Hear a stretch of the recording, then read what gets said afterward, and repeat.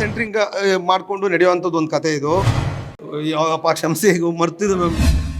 ಇವತ್ತು ಅವ್ರು ಕೊಟ್ಟ ಹೆಸರುಗಳು ಅಥವಾ ಅವ್ರು ಕೊಟ್ಟ ಪಾತ್ರಗಳೇ ನನಗೆ ಜೀವನ ಕೊಟ್ಟಿರೋದು. ನಾನು ಅದು ಯಾಕೆ ಅಂತಲೂ ಕೇಳೋಕ್ಕೆ ಹೋಗಲ್ಲ. ಸುಮ್ಮನೆ ಕೂತ್ರೆ ಬೆವರೇ ಬರಲ್ಲ, ಇನ್ನು ದೇವ್ರು ಬರ್ತಾನೆ. ನಮ್ಮ ಮನೆಯವ್ರಿಗಿಂತ ಪಕ್ಕದ ಮನೆ ಆಂಟಿ ಚೆನ್ನಾಗಿ ಕಾಣ್ತಾರೆ ಅಂತೀವಲ್ಲ, ಹಂಗೇನಾಗುತ್ತೋ ಗೊತ್ತಿಲ್ಲ. ಹಾಯ್ ಹಲೋ ನಮಸ್ಕಾರ, ನೀವು ನೋಡ್ತಾ ಇದ್ರ ಸಾಮ್ರಾಟ್ ಟಿವಿ. ನಾನು ಐಶು ಕೂಡ. ಇಂದು ಮಹಾದೇವ ಸಿನಿಮಾದ ಪತ್ರಿಕಾಗೋಷ್ಠಿ ನಡೆದಿರುವಂತಹದ್ದು. ಈ ಸಿನಿಮಾದಲ್ಲಿ ನಟಿಸಿರುವಂತಹ ಸುದೀಪ್ ಕಾಕ್ರಾಜ್ ಅವರು ನಮ್ಮ ಜೊತೆ ಇದ್ದಾರೆ. ಅವ್ರನ್ನೇ ಮಾತಾಡ್ತಾ ಹೋಗ್ತೀನಿ. Hi sir. Yes ma'am. Hi ma'am. ಹೇಗಿದ್ದೀರಾ? ತುಂಬ ಚೆನ್ನಾಗಿದೆ ಮ್ಯಾಮ್. ಓಕೆ ಸರ್, ಇವಾಗ ಈ ಸಿನಿಮಾದ ಬಗ್ಗೆ ಹೇಳೋದಾದ್ರೆ ನಿಮ್ಮ ಪಾತ್ರ ಹೇಗಿರುವಂತದ್ದು ಅನ್ನುವಂಥದ್ದು. ಮ್ಯಾಮ್, ಒಂದು ಅದೇ ನನ್ನ ಸೆಂಟ್ರಿಂಗ್ ಮಾಡಿಕೊಂಡು ನಡೆಯುವಂಥದ್ದು ಒಂದು ಕತೆ ಇದು. ನನ್ನ ಮೇಲೆ ಹೋಗುವಂಥದ್ದು ಒಂದು ಪಾತ್ರ. ನಂದು ಒಂದು 2 ಶೇಡಲ್ಲಿ ವರ್ಕ್ ಮಾಡಿದ್ದೀನಿ. ರೆಗ್ಯುಲರ್ ಮಾಡೋದಕ್ಕಿಂತ ಒಂದು ಸ್ವಲ್ಪ ಬೇರೆ ಇದೆ. ಅದು ನೀವು ನೋಡಿದಾಗ ಅನ್ಸುತ್ತೆ ಇದೋ ಬೇರೆ ಮಾಡಿಸಿದಾರೆ ಸರಿ ಅಂತ. ಅಂಥದ್ದೊಂದು ಪಾತ್ರ ನನಗೆ ತುಂಬ ಖುಷಿ ಇದೆ. ಸರ್, ಇವಾಗ ಬೇರೆ ಬೇರೆ ಮೂವಿಗಳಲ್ಲಿ ನಿಮ್ಮದು ನೇಮ್ಗಳು ಎಲ್ಲದರಲ್ಲೂ ಒಂದೊಂದು ಥರ ಡಿಫ್ರೆಂಟ್ ಆಗಿದೆ. ಸೊ ಈ ಮೂವಿಯಲ್ಲಿ ಯಾವ ನೇಮ್ ಇಟ್ಟಿರುವಂಥದ್ದು ಮತ್ತೆ ಯಾಕೆ ಅನ್ನುವಂಥದ್ದು? ಮ್ಯಾಮ್, ಈಗ ಏನು ಗೊತ್ತಾ, ಸತ್ಯವಾಗ್ಲೂ ಬೈಕು ಬರೋದು ನೀವು. ನನಗೆ ಸ್ವಲ್ಪ ವರ್ಷಗಳಾಯ್ತು, ಒಂಚೂರು ಲೇಟ್ ಆಯ್ತಿದ್ದು ಸಿನಿಮಾ. ನನಗೆ ಇದ್ರಲ್ಲಿ ನನ್ನ ಹೆಸರೇ ಮರ್ತೋಗಿದೆ. ಯಾವಪ್ಪ ಕ್ಷಮಿಸಿ, ಈಗ ಮರ್ತಿದ್ದು ಮ್ಯಾಮ್. ಅದು ಕಂಟಿನ್ಯೂಸ್ ಅದಾದಮೇಲೆ ಒಂದು 40 ಸಿನಿಮಾ ಮತ್ತತ್ರ ಮಾಡಿದ್ದೀನಿ ಅನಿಸುತ್ತೆ. ನನಗೆ ಅದು ಹೆಸರೇ ಮರ್ತಿದ್ದೆ ಮ್ಯಾಮ್. ಥಿಯೇಟ್ರಲ್ಲಿ ಕೂತ್ರೆ ಗೊತ್ತಾಗುತ್ತೆ, ಮರ್ತಿದ್ದೆ ಮ್ಯಾಮ್. ಓಕೆ ಸರ್, ಬಟ್ ಯಾಕೆ ನಿಮ್ಮ ನೇಮ್ಗಳು ಚೇಂಜಸ್ ಡಿಫ್ರೆಂಟ್ ಆಗಿರುವಂಥದ್ದು ಅನ್ನುವಂಥದ್ದು? ಗೊತ್ತಿಲ್ಲ ಮ್ಯಾಮ್, ಅದು ಡೈರೆಕ್ಟರ್ಗಳಿಗೆ ಬಿಟ್ಟಿದ್ದು ಮ್ಯಾಮ್. ಇವತ್ತು ಅವ್ರು ಕೊಟ್ಟ ಹೆಸರುಗಳು ಅಥವಾ ಅವ್ರು ಕೊಟ್ಟ ಪಾತ್ರಗಳೇ ನನಗೆ ಜೀವನ ಕೊಟ್ಟಿರೋದು. ನಾನು ಅದು ಯಾಕೆ ಅಂತಲೂ ಕೇಳೋಕ್ಕೆ ಹೋಗಲ್ಲ.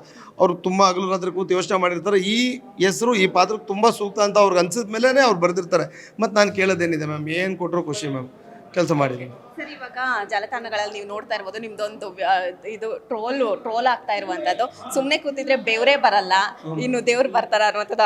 ಅದ್ರ ಬಗ್ಗೆ ಹೇಳೋದಾದ್ರೆ ಡೈಲಾಗ್ ಗೊತ್ತಿಲ್ಲ ಮ್ಯಾಮ್. ಅದು ಏನೋ ಅದೇ ಬರುತ್ತೆ ಆ ಟೈಮ್ಗೆ. ಅದೇನೋ ಕೇಳ್ತಾರೆ ಎಲ್ಲರೂ, ಇಲ್ಲ ನೀನು ಏನೋ ಪ್ರಿಪೇರ್ ಮಾಡ್ಕೋತೀಯ, ಇಲ್ಲ ಯಾರೋ ಬರ್ಕೊಡ್ತಾರೆ ನೀನು ಬರೀತೀಯ ಅಂತ. ಇಲ್ಲ ಮ್ಯಾಮ್, ಏನಿಲ್ಲ. ಮೇ ಬಿ ನನ್ನ ಜರ್ನಿ ಹಂಗಿದೆ. ನೀವು ಕರೆಕ್ಟಾಗಿ ನಾನು ಹುಡುಕೊಂಡು ಒಂದು 25 ವರ್ಷ ನಂದು ಲೈಫ್ ಟ್ರಾವೆಲ್ ನೋಡಿಬಿಟ್ರೆ ನಿಮ್ಗೆ ಯಾವುದೋ ಒಂದು ಅಜಿತಿನ ಸಾಹಸಗಳು ಕತೆ ಓದಂಗೆ ಆಗ್ಬಿಡುತ್ತೆ. ಹಂಗಿತ್ತು ನನ್ನ ಲೈಫಲ್ಲ ಏರುಪೇರುಗಳು. ಆ ಎಕ್ಸ್ಪೀರಿಯನ್ಸ್ ಹಂಗೆ ಅನಿಸುತ್ತೆ. ಈಗ ನೋಡಿ, ಸುಮ್ಮನೆ ಕೂತ್ರೆ ಬೆವರೇ ಬರಲ್ಲ, ಇನ್ನು ದೇವ್ರು ಬರ್ತಾನೆ. ಕೆಲಸ ಮಾಡಬೇಕಾಗುತ್ತೆ.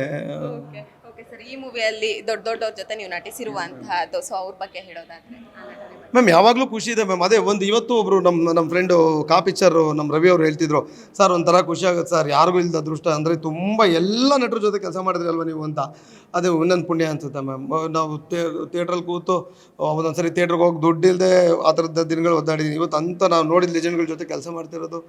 ನನ್ನ ಲೈಫ್ ಲೆಜೆಂಡೇ ಒಪ್ಪಿ ಸರ್. ಅವ್ರ ಜೊತೆ ನಾನು ಕಂಟಿನ್ಯೂಸ್ ಸಿನಿಮಾಗಳು ಮಾಡಿದ್ದು ತುಂಬ ದೊಡ್ಡ ಖುಷಿ ಮ್ಯಾಮ್ ನನಗೆ. ಓಕೆ ಸರ್, ಇವಾಗ ನೀವು ನೋಡ್ಬೋದು ಕನ್ನಡ ಸಿನಿಮಾಗಳು ಎಷ್ಟು 3 ವರ್ಷ ಕಷ್ಟಪಟ್ಟು ಮಾಡಿರ್ತಾರೆ, ಬಟ್ ಆದರೂ ತೆರೆಗೆ ಬಂದಿದ ತಕ್ಷಣ ಓಡೋದೇ ಇಲ್ಲ. ಬಟ್ ಅದೇ ತಮಿಳು, ಮಲಯಾಳಂ, ಇಂಗ್ಲಿಷ್, ಹಿಂದಿ ಅಲ್ಲಿಗೆಲ್ಲ ಹೋಲಿಸ್ಕೊಂಡ್ರೆ ಅವರು 3 ವರ್ಷ ಮಾಡಿರಲ್ಲ, 1 ವರ್ಷ ಮಾಡಿರ್ತಾರೆ. ಆದರೂ ತುಂಬ ಚೆನ್ನಾಗಿದೆ ಅಂತ ರೆಸ್ಪಾನ್ಸ್ ಬರೋ. ಬಟ್ ಯಾಕೆ ನಮ್ಮ ಕನ್ನಡ ಇಂಡಸ್ಟ್ರಿಯಲ್ಲಿ ಹಿಂಗಾಗ್ತಾ ಇದೆ ಅನ್ನೋದು ಗೊತ್ತಿಲ್ಲ ಮ್ಯಾಮ್. ಅದೇ ಒಂದು ಅಂದರೆ ಇದು ತುಂಬ ದೊಡ್ಡ ವಿಚಾರ. ಈಗ ನನ್ನ ಶೈಲಿಯಲ್ಲಿ ಹೇಳ್ಬೇಕು ಅಂದರೆ ಅದೇನೋ ಹಿತ್ಲು ಗಿಡ ಮದ್ದಲ್ಲ ಅನ್ನಂಗೋ, ಅಥವಾ ನಮ್ಮ ಮನೆಯವ್ರಿಗಿಂತ ಪಕ್ಕದ ಮನೆ ಆಂಟಿ ಚೆನ್ನಾಗಿ ಕಾಣ್ತಾರೆ ಅಂತೀವಲ್ಲ, ಹಂಗೇನಾಗುತ್ತೋ ಗೊತ್ತಿಲ್ಲ. ತುಂಬ ಕಷ್ಟಪಟ್ಟು ಮಾಡಿರ್ತೀವಿ, ಅದು ಜನಕ್ಕೂ ರೀಚ್ ಆಗಬೇಕು ಮ್ಯಾಮ್. ಅವ್ರಿಗೂ ಇಷ್ಟ ಆಗಬೇಕು. ಇಷ್ಟ ಆದರೆ ಖಂಡಿತ ಬಂದೇ ಬರ್ತಾರೆ. ಬಟ್ ಹೌದು, ನೀವು ಹೇಳಿದಾಗ ಒಂದು ಸ್ವಲ್ಪ ಆ ಥರದ್ದಿದೆ. ಮೇ ಬಿ ಗೊತ್ತಿಲ್ಲ ಮೇಡಮ್. ಈ ಲಾಕ್ಡೌನ್ ಆದಾಗಿಂದ ಒಂದು ಸ್ವಲ್ಪ ಈ ಪರಭಾಷೆಗಳನ್ನ ಟಿವಿಗಳಲ್ಲಿ, OTTಗಳಲ್ಲಿ ನೋಡಿ ಅದೊಂದು ಅಭ್ಯಾಸ ಹಂಗೇನೋ ಆಗ್ತಿದೆ ಅಂತ ಅನಿಸುತ್ತೆ ಮ್ಯಾಮ್. ಸರ್, ಈಗ 1 ವರ್ಷ ಮಾಡಿ ಮುಗಿಸುವಂತಹ ಮೂವಿನ 3 ವರ್ಷ ತಗೋತಾ ಇದ್ದಾರಲ್ಲ, ಅವಶ್ಯಕತೆ ಇದೆಯಾ ಅನ್ನೋದು? ಇಲ್ಲ ಮೇಡಮ್, ಒಂದೊಂದು ಸತಿ ಕತೆ ಸ್ಕ್ರಿಪ್ಟು ಡಿಮ್ಯಾಂಡ್ ಮಾಡಿದಾಗ, ಕೆಲವು ಸತಿ ಏನೋ ದುಡ್ಡಿನ ಅಡಚಣೆಗಳಾದಾಗ, ಡೇಟ್ಸ್ಗಳು ಪ್ರಾಬ್ಲಮ್ ಆದಾಗ, ಆಮೇಲೆ ಈಗ ಒಂಚೂರು ದೊಡ್ಡ ಸ್ಕೇಲಲ್ಲಿ ಮಾಡುವಾಗ ಯೋಚನೆ ಮಾಡಲೇಬೇಕಾಗುತ್ತಲ್ಲ ಮ್ಯಾಮ್. ಈಗ ಒಂದು 20 ಜನ ಒಪ್ಸೋಕ್ಕೆ, ಒಂದು 20 ಜನಕ್ಕೆ ಅಡುಗೆ ಮಾಡೋಕ್ಕೂ, ಒಂದು 2000 ಜನಕ್ಕೆ ಅಡುಗೆ ಮಾಡೋಕ್ಕೂ ಆ ಟೈಮ್ ವೇರಿಯೇಷನು ಅದೊಂದು ಇರುತ್ತಲ್ವ.